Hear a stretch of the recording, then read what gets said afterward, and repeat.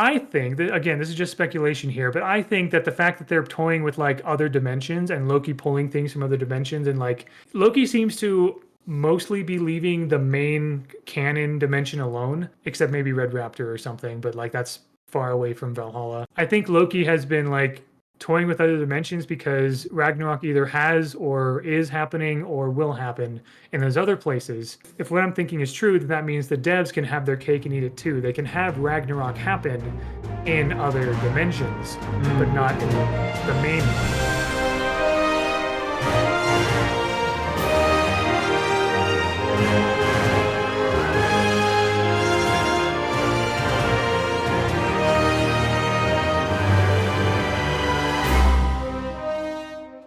Welcome to episode 4 of Brawlhalla Origins. On this show I interview notable members of the Brawlhalla community to ask them how they found Brawlhalla and progress to how involved they are with the community today. On today's episode I interviewed Baron Dipitous. Baron is widely regarded as the Eminent Loremaster in the Brawlhalla community and has a deep knowledge and passion for all things Brawlhalla lore. Brawlhalla Origins is presented by Brawl Academy. Brawl Academy will provide the most advanced and detailed Brawlhalla courses and coaching specifically meant for helping beginner level players get to Diamond. A small group will be allowed early access to Brawl Academy in late October, but if you want help quickly, replay reviews and coaching are now available. Sign up over at brawlacademy.com for more info. And with that, on with the show.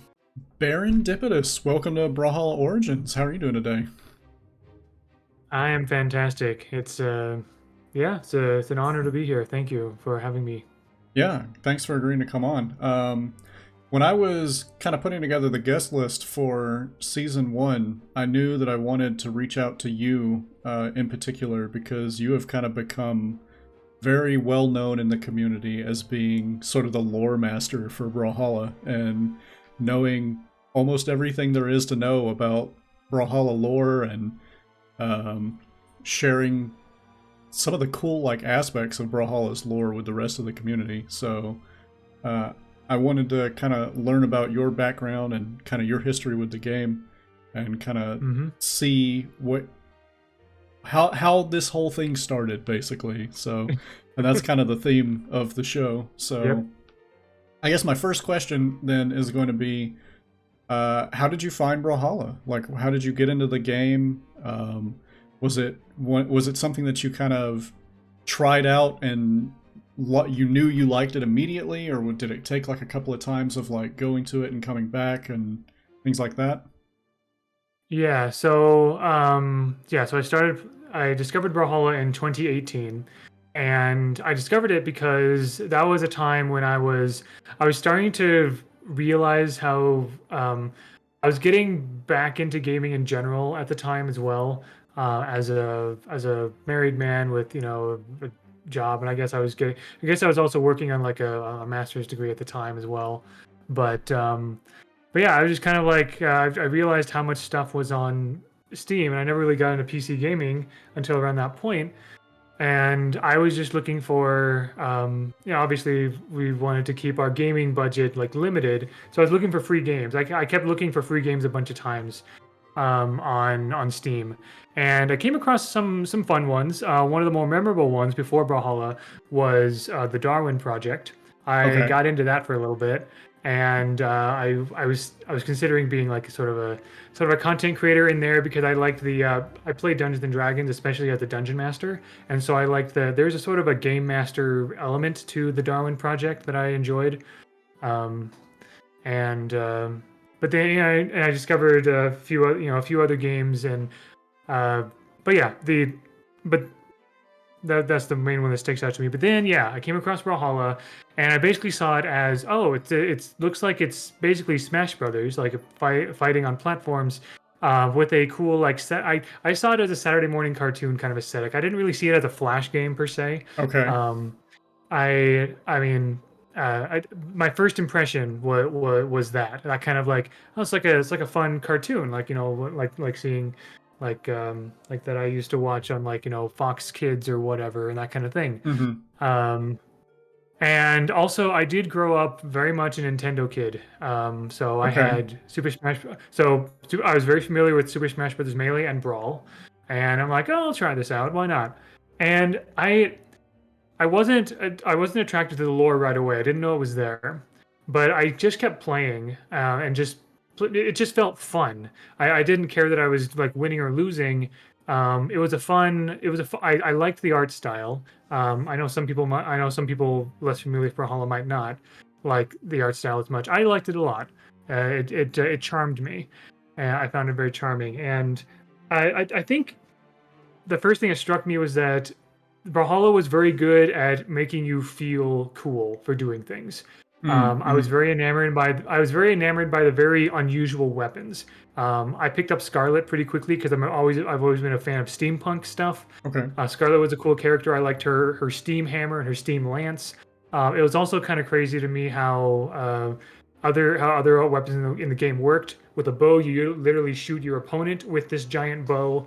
Um, and everything. Blasters are like are kind of like short range ish, but still longer range than other weapons.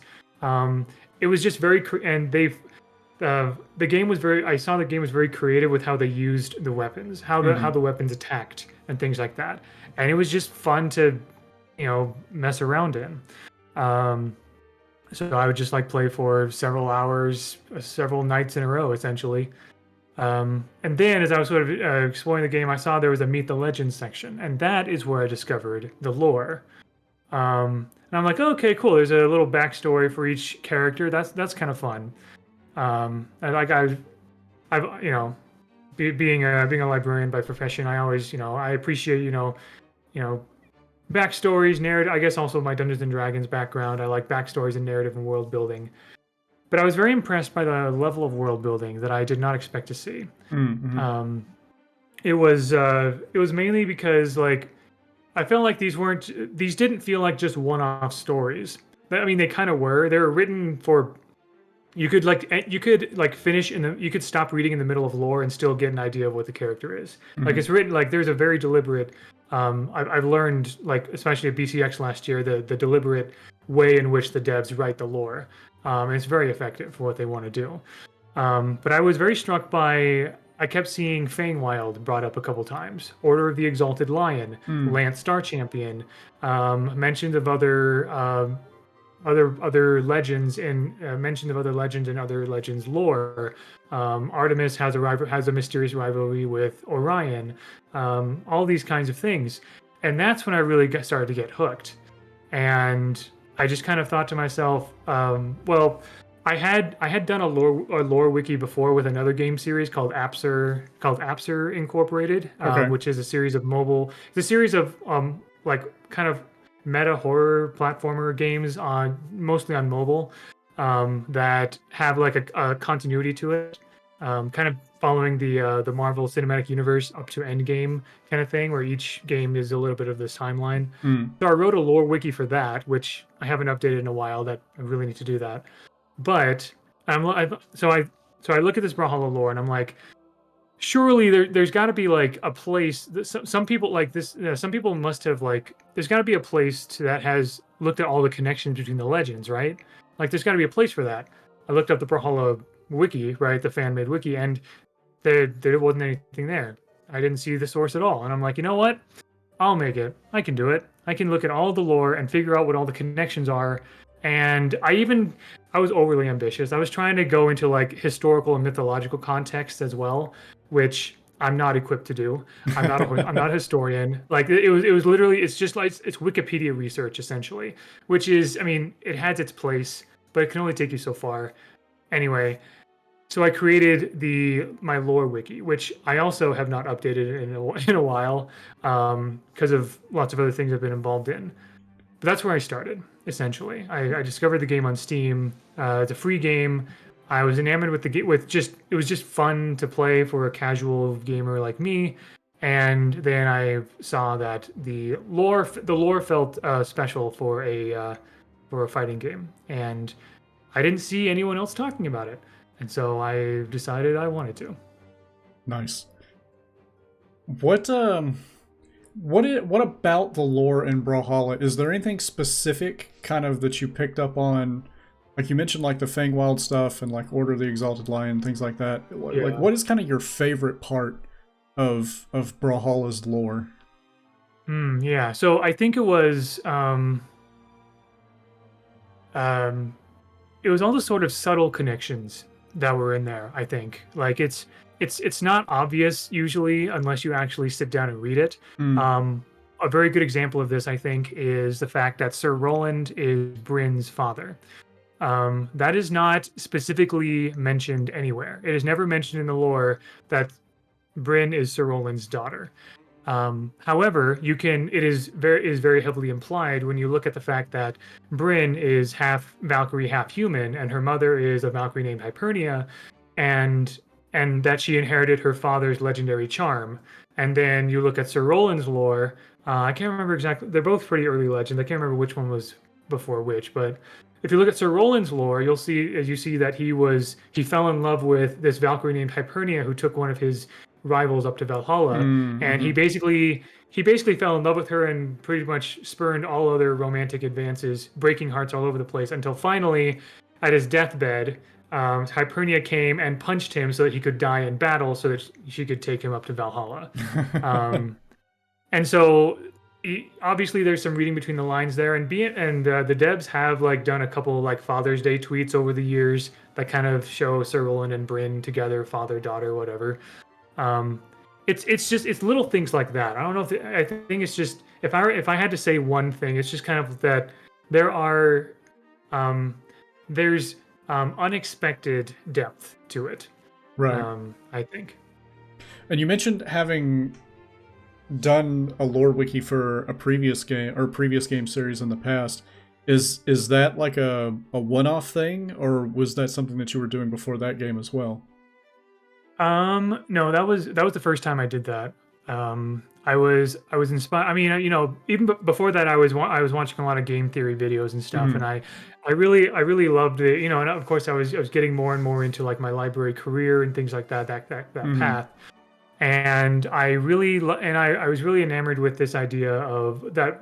What game theory tries to do is it tries to make it talks about trying to make a smarter internet sort of a thing, right? Mm-hmm. Matt Pat and his team they use gaming and now food and clothing and movies to kind of help people like learn about the world around them and learn um, how the research process works and Mm-hmm. how you can kind of like evaluate sources and things like that, even if it's Five Nights at Freddy's. And and I mean, even before I came across Appsar Incorporated or Brawlhalla, I loved the narrative capacities of video games. I've always been a huge Legend of Zelda fan. I have the lore books from before Breath of the Wild, like Hyrule Story and all that. Mm-hmm. And just like I love I also I have a a huge appreciation for League of Legends lore, Okay. and many I know there's lots going on with like Hollow Knight and things like that. But I think one thing that draws me into like activity as a lore master, especially even before Brawlhalla, was the reason I didn't get into Zelda lore that much or Hollow Knight lore or whatever was mainly there were already people doing that, and Mm-hmm. there was already plenty of it. There are plenty of people who do an excellent job talking about Zelda lore, and I could join them and everything, but I wanted to I wanted to find a place that I could make a difference of some kind, that I Mm-hmm. could use my librarian expertise. And at first, I found it in the Appsar community, and I'm still there. I was more active in previous years, but I'm still a moderator in the Appsar Discord server, and I have a cordial, a friendly relationship with the dev of those games. Mm-hmm. But of course, I've been seeing a lot more. But of course, Brawlhalla is a much bigger audience, and before me, the biggest lore nerds were like I know Expired was one of the bigger lore nerds. He actually like the lore Discord server that I kind of like basically run now was started by him and a couple other people. But um, I guess because I had this lore wiki, which was basically this website alone that I made starting in 2018, 2019, 2020. That was like that was evidence of my, I guess, deep interest and I don't know if devotion is the right word of nerddom, my deep interest in Brawlhalla lore. And once people, I think once people saw that, they're like, Wow, great. Uh, and I guess people kind of started calling me lore master at that point. Nice. You mentioned that you're kind of a librarian by trade. Like that's kind of Hmm. your full-time job. For the people that I guess may not know what a librarian does, can you talk a little bit about like Yeah. what is your job like, and like how how does that sort of like impact the way that you look at Brawlhalla and Brawlhalla's lore, and how does that help you like be a better lore master basically? Yeah, yeah, exactly. I mean, yeah, I think about this a lot because I call myself a librarian gamer, right? So um, there are many. So I mean, I have a master's degree in library science, which yes, that is a thing. Um, in many in many full time library jobs, especially in like academic or like higher end library or like higher end like bigger libraries, you need to have a master's degree in library and information science. So which is why I got that. Um, there are lots of different kinds of libraries. There's like public libraries, Mhm. like your normal like city municipal kind of thing. There's the library at your elementary or high school. There's academic libraries, which is like your college, university, or something similar. There's law libraries, medical libraries. There's like special archives or collections. Museums are kind of sometimes in that sort of library space a bit. But so if you imagine like a library and all the types of jobs that a librarian could do in there, that's a lot. But I'll summarize by saying that as a profession, librarians consider themselves information professionals. Mhm. Um, early on in my like early on, I don't get this question anymore, but there were a couple times where someone asked me if libraries would be relevant, and I would tell them yeah, certainly, because libraries don't just care about books, they care about information. They're not just a book repository, they are a place that helps people find what they need. Mhm. And in the information age, and especially in a time when, you know, evaluating the bias of various sources for research, or like getting news or information about anything, librarians are there at the forefront of that, to kind of help to improve the creation, distribution, and management and organization of information. That's why it's called library and information science, or sometimes information science. So that's a general overview, and that's which there's obviously there's some very obvious correlations with like lore type information. I'll be a little more specific though and say that most of my library experience of I have a bit of two different things. A lot of my library experience has been front facing. So those like help desks that you might see at a Mhm. library. Sometimes they're called circulation or research or research help desks. I've done a lot of work in those kinds of desks, helping people find what they need, checking books in and out, or checking other media like CDs, DVDs, sometimes even like video equipment or like electric equipment as well. And I mean, heck, I've worked in libraries that have board games and video games that you can check in and out and stuff. So yeah, so I've done a lot of that, but also more recently I've done kind of more kind of behind the scenes stuff. Some people call it technical services.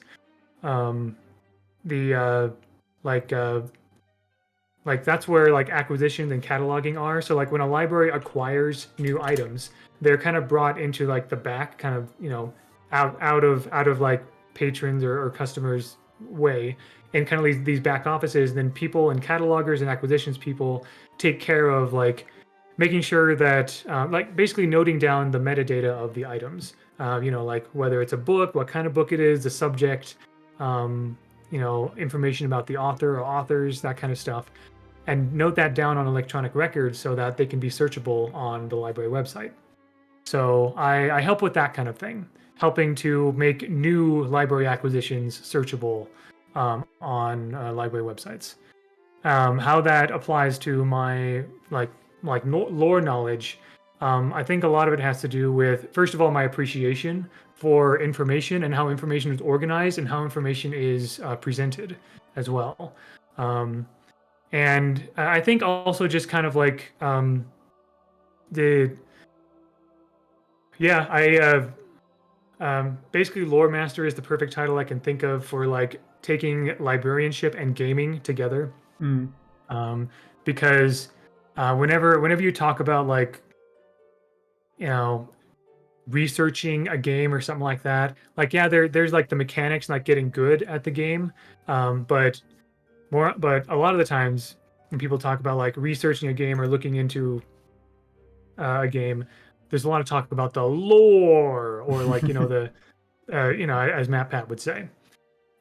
So yeah, information organization and just kind of helping people to librarians also care about helping people appreciate the resources that are available as well. Mhm. Because more often than not, a library offers services that people don't really realize are there until they come looking for it. And Mhm. there's often a problem of trying to like sort of publicize those things to help like the people who need that information get that information.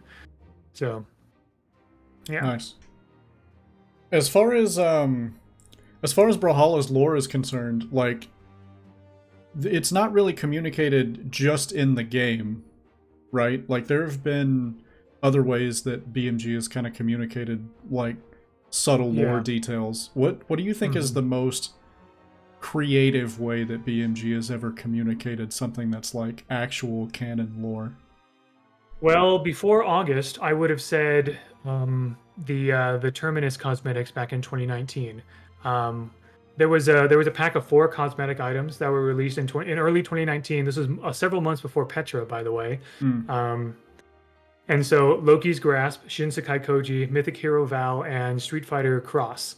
All 4 of these, so the Loki's Grasp KO effect and these 3 skins were all released with um, under the title of Escape from Terminus or something like that. Mm-hmm. And that was the first time we'd ever heard of that, right? And we lore people we lore nerds were just going. And when I say we lore nerds, I mean like the people in the Brawlhalla lore book club Discord server, basically. Okay. We were kind of going nuts about this, and it was like, what does this even mean? What is Terminus? What's happening? Like, and even then, like they said that Terminus was a prison that Loki was in charge of and was dragging legends to Terminus. And then we Okay. learned, and that was like January, I think, of 2019. And then we learned more through Petra's lore, and then especially and Red Raptor's lore expanded that even further. And then obviously, and then of course, um, Battle Pass Season 8 just blew the floodgates open. The most creative that BMG has ever been with their lore has been in just the past couple of months. Okay. Because, and I mean, I made more videos in the past couple of months than I think I made in a long, long time because new stuff just kept coming. So I mean, I was obviously, of course, I was involved in revealing stuff about Battle Pass 8 when it was released. And there are all these research logs that you can click on and kind of like and that like I know Calamari Pop wrote that lore and also especially the propaganda message. If you scroll all the way down Mm-hmm. and then then the screen goes dark and there's this message from Loki, right? And it was all just incredibly intriguing and incredibly engaging. And I thought that I'm like I thought that was kind of like that was the most I'd ever seen. And then I think a couple weeks later, the Brawlhalla's profile picture started changing. Like there's Mm. a little edge of pink, like kind of like around it. And then the next day, that pink was stronger and more and more and more. And then the crystals were creeping up, and the Shadow Serpent THNX symbol was coming in from behind. And I realized that they were building up to something more than just the Battle Pass 8. And I was kept guessing throughout the entire time. I know the devs were loving it uh, throughout the whole thing. And I mean, like obviously, to some degree it would have been nice to like to be kind of like privy to a lot of the secrets beforehand. But I also understand why they don't tell me anything because I you know I- my speculation drives a lot of the interest, drives a lot more attention Right. to it. And so, and I recognize that that's essentially what my role is as lore master, as like the premier lore master. Essentially, it's not to know all the inside details and everything; is to like recognize the significance of something when it's happening, Right. and to help other people recognize that. And I feel like I probably could have done a better job, and I hope to still do a better job of making lore more accessible instead of just reading. I mean, even my lore wiki is just reading, honestly. Like I'm hoping sometime in the future to like make more accessible ways to show what the lore is and get more and more people interested. But Right. I will say that like there's been more interest in the lore this year than there was a couple years ago. Um, where I've noticed. So, which I'm very happy about. Yeah. Related to the most recent reveals, I was told to ask your feelings on purple. Lipstick asked you about that, huh? Yeah. Yep, yeah. He has he's been the dev to DM me the most over the past month or so. Anytime anything happened, he would just DM me saying purple question mark or purple LOL kind of thing. And it was because not only was the Brawlhalla profile picture changing into like this pinkish purple dark heart, but also like older videos were changed. Older Brawlhalla trailer videos were changing the thumbnail to be purplish pink. Mm. Like when Thea and Thor were shown on one of the teasers, Loki teasers, when Loki was watching TV. The Thea trailer and the Thor trailer. And I mean, the Thor trailer was like 4 years ago, and they changed the thumbnail to make that pink. And I've been like keeping a document of. I have a document that keeps track of all of these changes, all of these thumbnails, all the profile picture changes, all of the. Anytime something was said on dev stream, like when defensive was handling the dark heart or whatever, on that day when we all thought that they would actually reveal Loki or whatever, and they didn't say anything. Yeah, so I was keeping track of how do I feel about purple. Well, I mean, yeah, I know to if there's dark heart at BCX, which I mean clearly it's infected the BMG studio, so why wouldn't dark heart be a BCX? I don't know. I'll bring gloves to make sure it's not painful when I pick it up.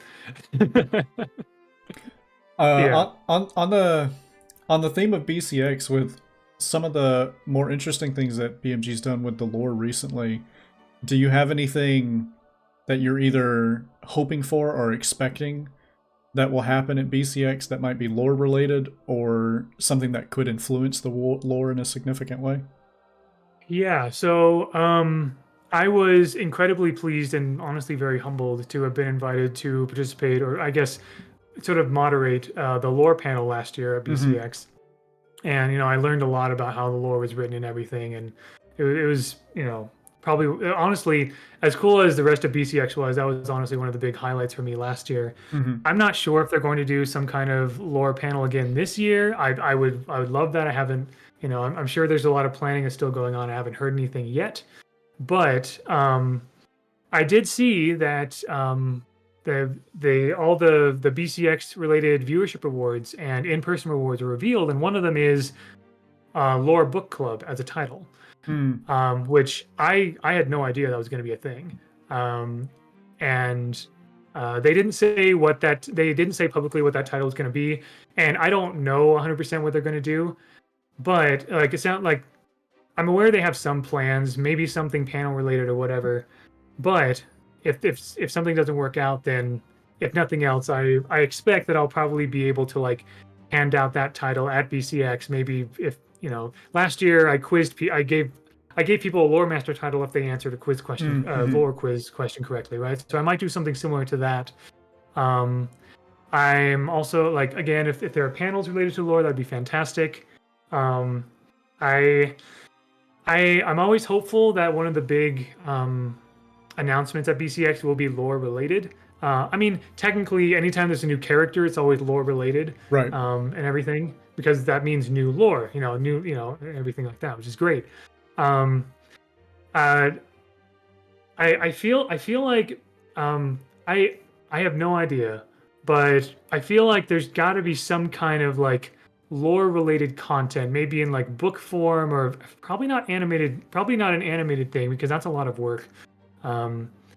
I know it's a lot of work just to make the trailers and stuff, but like if there was some sort of like, I don't know, like a book or like I know the devs have talked about for years about doing like a sort of a single player mode sort of thing, but they want to do it like well. They want to make it good, and I get that.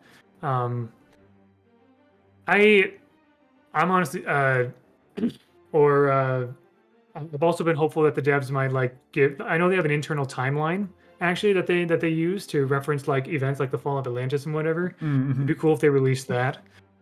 Or also the I know last year at the lore panel, Matt Woomer, the producer, executive producer, agreed to reveal Orion's face if the Brawlhalla YouTube channel reached 1 million subscribers, which it still hasn't. I've kind of tried to push that a bit, but it's I don't really see that happening. And even Foda, like in a recent dev stream, said that he thought that Matt was kind of crazy for promising that. So I'm not going to hold that against them at all.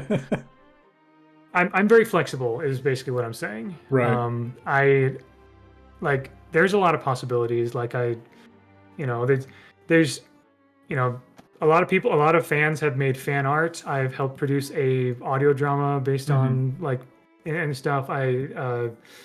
There's like I've written I and other people have written fan fiction. Which there's a lot you can do with Brawlhalla lore. There's a lot of gaps there that you can fill with your imagination, and I know the devs like to keep the doors open as well. So whatever is lore related, that I am hoping for something cool and big that is lore related. But I couldn't tell you more specifically than that, except maybe just I don't know, just continuing to make lore a part of the game that the devs show that they care about. And they have been doing that. Nice. Okay. On the topic of Darkheart, because I have a question that you might be the best person to answer. What do you think is kind of the significance of Darkheart in Brawlhalla's lore, and why was it such a prominent part of Loki's reveal?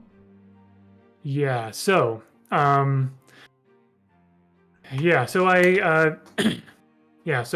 Darkheart was so it's fundamentally Darkheart is this like strange, powerful, mythical ore, right? It's basically it's a rock, it's a mineral that has some sort of strange power to it, right? We don't have, and that's all we know. Like we don't know how it was created or anything, but it just existed in this place called Terminus, and in Petra's lore, it said that the gods doesn't specify in Petra's lore, but the gods were concerned about the chaotic power of the Darkheart, so they wanted it sealed away in its own dimension. And so they basically quarantined Darkheart away from its. Petra's lore says that Terminus is the only source of Darkheart in the multiverse, and so quarantining Darkheart away from the rest of reality basically keeps it away from everything else. Keeps its corrupting power from spreading essentially, or people trying to like use it as a corrupting resource. And we learned in Loki's lore, now that Loki's been released, that Loki was actually the person who sealed Terminus away in its own dimension. He was basically like I guess the Norse gods gave him the task of, they're like, hey Loki, you're very good with portals and dimension mancy kind of thing. Like that's one of his big shticks is like he thinks with portals all the time. He's very good with them. And so they're like, hey, why don't you take on the important task of quarantining Darkheart into its own dimension? And apparently the Norse gods were also thinking this is the perfect way to get rid of Loki, because once Loki did that, he was trapped in Terminus along with everything else in there. And so there's that. And then of course with the Loki's grasp KO effect, and also these in the battle pass we get these legends that seem to come from different dimensions. So Loki is somehow using his portals to like pull people from different dimensions, which I think are the different battle passes. I think the different battle passes are parallel dimensions, and like Hattori from season 1, maybe Orion from season 5, maybe Tezca from season 9. He was pulled from Rift number 9, from number 009, and so on and so forth. Interesting. So, yeah. Um, so there's this going on. I think the most significant thing about Darkheart in the lore comes from, again, that propaganda message that I Mm-hmm. mentioned. If you go to the Battle Pass website and scroll all the way down, the screen goes dark, and this special propaganda message pops up. And like I said, it's a message from Loki to the people of Terminus. Like it's like this public service announcement type thing, right? And it's a very cool message. I've already made videos about it, like reading over it and everything. But I want to get the wording here exactly. Um, but in that message, he talks about how, like, he talks about in a future that has long been weaved into the loom of the Norns. Like the Norns are like the Fates, essentially. Like, um, he talks about um, unraveling the inevitable. Okay. And he says change is coming thanks to the power of Darkheart. To Loki, with all he's doing all these experiments and everything on people and creatures with Darkheart because he believes that Darkheart will be the catalyst for unraveling fate or changing the inevitable. And what is the inevitable? I think it's Ragnarok. There are a couple other like subtle clues about Ragnarok preparation and things like that. But I think what he's trying to do is use the power of Darkheart to stop Ragnarok from happening. And he does say in that message, if not in this timeline, then perhaps the next, and the next, and the next, as we've always done.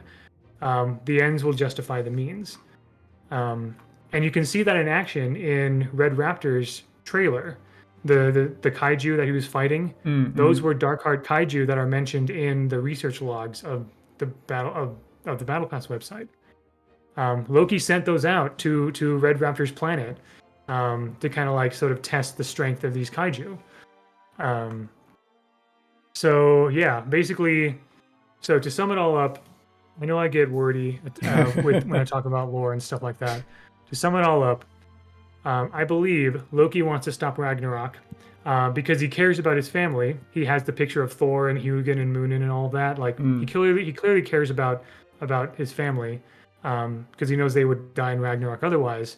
And he's using Darkheart, and Darkheart is the main source of the experiments of his experimentation. He's doing a lot of awful things with Darkheart. Don't get me wrong, but he believes he's doing the right thing with Darkheart. And so that's why the mineral is so significant because it's only in one place, Mm. and that one place is Loki's domain, and he's using it for his own ends. So from a lore perspective, does do you feel like Loki returning to Valhalla is an indication that Ragnarok might be close? I yeah, so kind of yes and no, because the narrative of Brawlhalla, the game, while you're playing Brawlhalla, you're basically playing as the legends in Valhalla, waiting for Ragnarok. Mm. So if Ragnarok were ever to come, then like what then for the game, right? Like, Right. you know, there would be no more narrative for the game, really. Um, I think that, again, this is just speculation here, but I think that the fact that they're toying with like other dimensions and Loki pulling things from other dimensions and like um, Loki seems to mostly be leaving the main canon dimension alone, Mm. and everything except maybe Red Raptor or something. But like that's far away from Valhalla. Um, his planet was.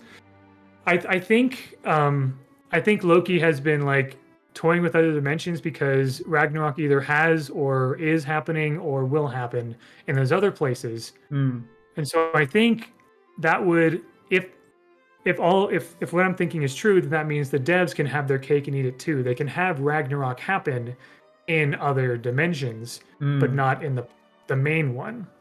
So I could see them doing stuff with. I could see the devs doing stuff with like other like the themes of other battle passes. Season 1, Japanese yokai. Season 5, space. Season 4, Great Fall of the OEL. Um, Season 6, the Feywild. That kind of thing. So So you think such have it's been my speculations. Go ahead. so you think it's possible that we might see a Ragnarok themed battle pass at some point in the future then? Maybe.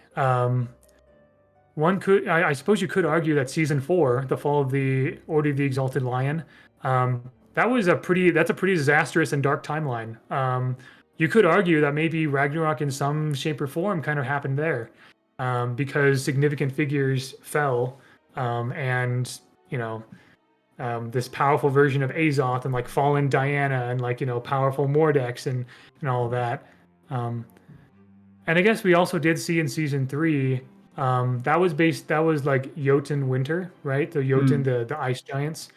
That I believe the narrative there was that the ice giants were trying to cross the Bifrost, and Bryn was using the power of the Bifrost to become Aurora Bryn to fight them back. mm. So there's a little bit of Ragnarok happening there too. Um, so I think we kind of have already been seeing Ragnarok in some way, shape, or form happening in other dimensions, Okay, possibly. interesting. All right. Yeah, I'm gonna segue away from lore for a bit to talk sure. about kind of Brawlhalla the game in general and your kind of experience with it. Can you tell me a little bit? I know there was a time not all that long ago where you were making kind of a more concerted effort to climb the ranked ladder a bit. I Um, was, yeah. can you tell me a little bit about A, how that went, and B, how far did you make it? So that was last year, like summer of 2022. That was I was kind of spurred on by that was a time of much sort of warm debate in the community for various reasons, right? Which wasn't always the most friendly, uh, and I think I was spurred on because I was talking about the state of the game with various people in the community at the time on Twitter. Mm-hmm. But some of these people were also pro players, and they kind of got back at me for for talking about various aspects of the game that technically I don't care about because I'm not that good, and I never care Mm, about being that good. sure, And sure.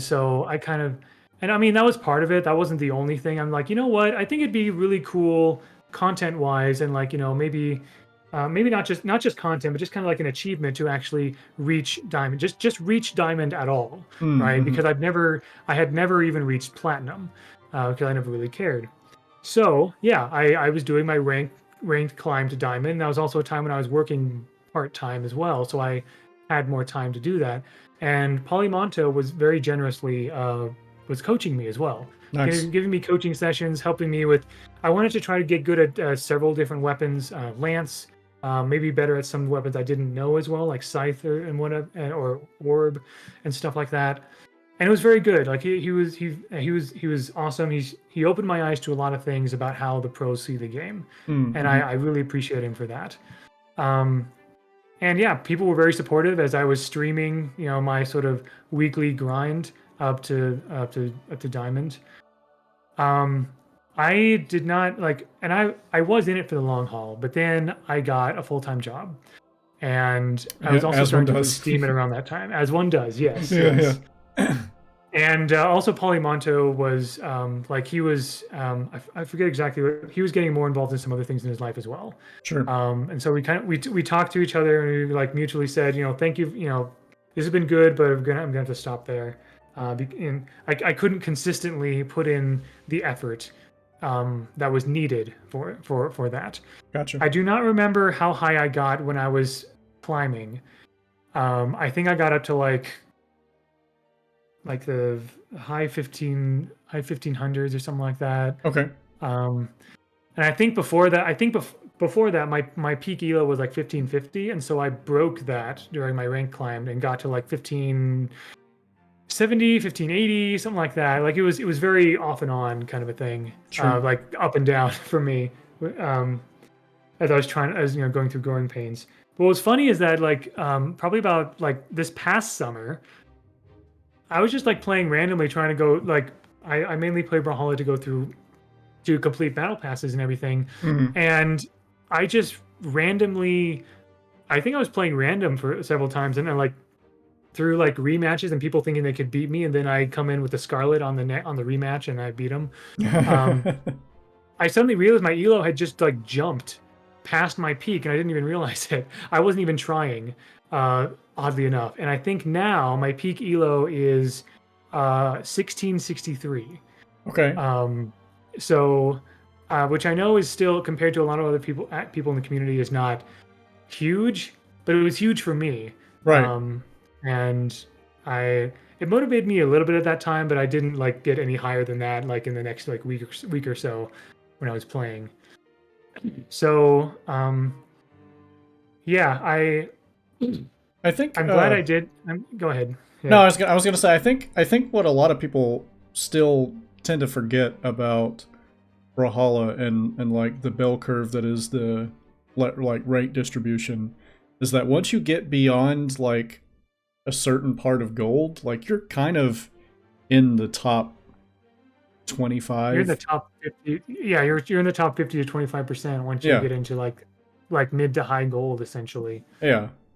So I think it- any progress through gold and platinum in particular is good. Like yeah, I agree. And I think that anybody who can reach diamond is good at Brawlhalla, like from the context of like that's like top 10%. Actually, it's probably less than that. It's probably like top. It's probably less. Yeah, exactly. So it just so happens that like the active player, the people who are active online tend to skew more towards plat. Right. So it's easy. So it's easy to see gold as like a low place, but Right. but even from the very beginning, I never saw gold as a place of shame. I proudly put it on my Twitter banners for years. So, but yeah, I'm glad I did. I'm glad I did the rank climb because it helped me. Again, it opened my eyes to like understanding more of Brawlhalla strategy, like Brawlhalla, like active Brawlhalla gameplay, and like and being able to pay more, like kind of thinking how higher level players think. Right. And it also gives me a lot more respect for people who are better than me, honestly, because I have a better understanding of what I don't know or what I don't have. Right. So I may still not be good at the game, but I'd like to think I'm not stupid in the game. Okay. Yeah, that makes sense. I mean, it's kind of if you take that and then like bridge it out to like Valhalla, for me, it's one of those things where like I have a ton of knowledge about the game and I have problems executing on that knowledge simply because at this point I'm 36. I'm old. Yep. My hands don't work the same way. I'm up there with you, man. Like the hands don't quite work the way they used to. So yeah, exactly. But yeah, I mean, I think what like getting the knowledge in a lot of cases I think is kind of good enough, especially when you learn from somebody who is like much more experienced, like Polymonto and people like that. So yeah, I think that's a good approach to it. One thing that I haven't asked that I meant to ask earlier and I just remembered was, can you talk a little bit about the origin of your name, Baron Dipitous? Right. Yeah. Yeah, I'm very proud of it. I'll be honest. Essentially, so again, I have I've played Dungeons and Dragons and lots of other tabletop role-playing games for going on like 7-8 years now, something like that. Mostly as a dungeon master, proudly, because I love world building and doing silly voices and that kind of thing. And like helping people to have fun in a game and whatever, adjudicating that. And one time when I was a player, I was playing a gambler cleric character, basically a cleric, like a healer, magic user who worshipped Lady Luck or had anyway, he has I named him Aaron Dipity, but he calls himself Baron Dipity. Obviously after the word serendipity, right? Because I was just looking up words about words that had to do with like lucky, fortuitous, and felicitous, and whatever. And that one, I liked that one a lot. That was one of my favorite. That was one of my favorite D&D characters to play. I played that character for like 9 months, and it was one of my longer campaigns I've been in, honestly. like that character grew a lot. And I had a couple other gamer tags that I experimented with around that time, but then, especially as I was getting into the Darwin Project and Apser Inc. And stuff back in like 2017, 2018, I decided that I really liked the name Baron Dipity, and I thought Baron Dipitous sounded a little more, I guess, formal or something like that. Mm. And also like I wanted to kind of separate it from the Baron Dipity character that I made in D&D, so I just Right. did Baron Dipitous, and I just kind of kept I stuck with that, and this is also kind of related to my what my OC Baron kind of looks like, Right. because when I started calling myself Baron Dipitous, for my Discord profile picture, I just looked up like public domain images of a Baron, Okay. and I found a Wikimedia Commons image of a guy by the name of William Waldegrave, the first Baron Radstock. I actually read up on his page. He has a fun little history with like the British Navy and like and Canadian history and whatever. Hmm. But I used that portrait for quite a while, and then as I got more notoriety, well, I got more like I got kind of more noticed for my lore knowledge, especially when I became a Brawlhalla partner Hmm. in 2019, 2020, and like was assisting with battle pass reveals and things like that. Some fan artists very graciously just sort of like sketched out their like that Baron character in like a Brawlhalla style, and Hmm. I used that as my profile picture for a while, and that just kind of stuck. This guy that has like this British Navy jacket with the medal and the white shirt and everything, and I like that. I've always liked those kind of like sort of fancy, like maybe butler-ish kind of characters. I've always gravitated towards those in my D&D characters, and Hmm. so it all just seemed to fit with my librarian persona, and just yeah, lots of just good stuff just fitting in perfectly there. Yeah. Yeah, no, the Baron fan art is fantastic. We're actually for the people that are watching this on YouTube, you probably saw the thumbnail, which includes Yep. it's what is JoJo style version Yeah, of the that was made by Tacona, okay. the artist Tacona, and And that art is yeah, amazing. And we use that for the thumbnail for this video, and it's it's one of my favorites. quite good. I do have a lot more Baron fan art like in my folders than I was hoping to make some. I'm hoping to someday in the future make like some sort of like online gallery to show like all these like different fan art and people and Mm, whatever, because a lot of because just to kind of show like people's like creativity with the character and stuff and right. everything, because I really appreciate all of it, but that is definitely one of my favorites, and Nice. people like it a lot. I like it a lot, so Yeah. No, yeah. it's really cool. We're getting pretty close to the end of our time.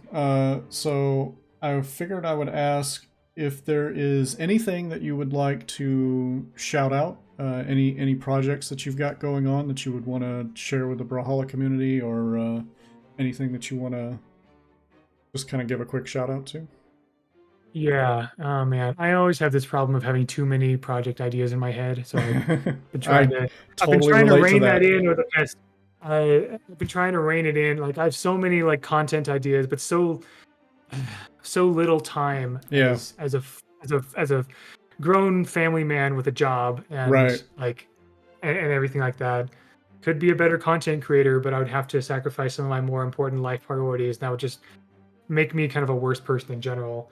Um, so I make what I can. I will say this though, I've been trying. There are several things I want to try to complete before BCX. I've mentioned this on Twitter, and I Mm, have some of this stuff kind of with me here. I'll describe this. I handed out Baron signed library cards at BCX last year. So right. I have a bunch more that I made for this year. They are actual library catalog cards that Nice. librarians used to use before computers to organize books. Okay. So there's that. As kind of like the sort of autograph thing that I'm giving out to people. I'm hoping to write all the Brawlhalla lore in this physical book that I bound last year. Um, Okay. like actually, and there's an empty page next to each lore page for people to sign or sketch in it if they want to. I'm very behind on it. I have 15 down with 45 to go. We'll see if I make it for BCX. I am hopeful. I might have been too ambitious here, but I'm hopeful to have like a working and good quality physical prototype of a card game that I've been making based on Brawlhalla characters and Brawlhalla lore. Mm-hmm. And I also want to try to make a Brawlhalla tabletop role-playing game as well. Fairly like lighter on rules and more like focused on the Brawlhalla flavor of just like, getting together and like fighting battles and exploring different parts of Brawlhalla, of the Brawlhalla universe and stuff like that. Those are the things that I'm specifically hoping to at least make good, significant progress on or finish before BCX. Nice. And apart from that, there are a lot of things that I have in my mind for lore content, global breakout content as well. Oh man, I totally forgot to ask about Global Breakout. It's fine. Like there hasn't been a lot going. I'll also briefly like as a little shout out to Global Breakout as well, which for those who don't know, I'm the CEO of it. I don't have a lot to say about that right now Okay. because things have just been very slow and like there's a lot of like behind the scenes like management stuff that I've been trying to slowly figure out Mm-hmm. over the past 8 months. Things are moving faster now than they were like over the summer, definitely. So hopefully, but I'm more focused on BCX right now, and I will say that what Kozlix has been doing with Neutralix, he said that he's the first like Brawlhalla esports and content org to be fully like self-funded by content creation. I'm hoping, like, I think that's an excellent model, especially for someone like me who's focused on content creation, and people in Global Breakout are more content focused. I'm hoping Global Breakout can be the second to do that. Not sure if that will happen, but that is my goal for that right now. So that's what I've got going on in the world of Brawlhalla. Nice. Well, Baron, thank you very much for coming on the show. I'm glad that we were able to sit down and have this time to chat. Yeah, it's been very fun. I've always been incredibly, honestly humbled by the place I've found myself in the community. I certainly wasn't trying to get to this point, but this is where I find myself, and I'm very, very grateful. So thank you for having me here, and it is a genuine honor to be like one of the guests here next to Slow-Mo, Ensig, Consolix. I know you have Stefanofro and other people you have lined up. So thank you very much. Yep. All right. Thanks a lot. Have a good night. Yeah, you as well. Thanks for watching episode 4 of Brawlhalla Origins. Episode 5 comes out next week on October 16th. Our next guest is the Brawlhalla production legend himself, Toast. Leave a comment on YouTube or tweet at me with the hashtag Brawlhalla Origins to let me know your thoughts on the show. If you enjoyed this and want to see more, please subscribe and share. Don't forget to check out brawlacademy.com. Thanks.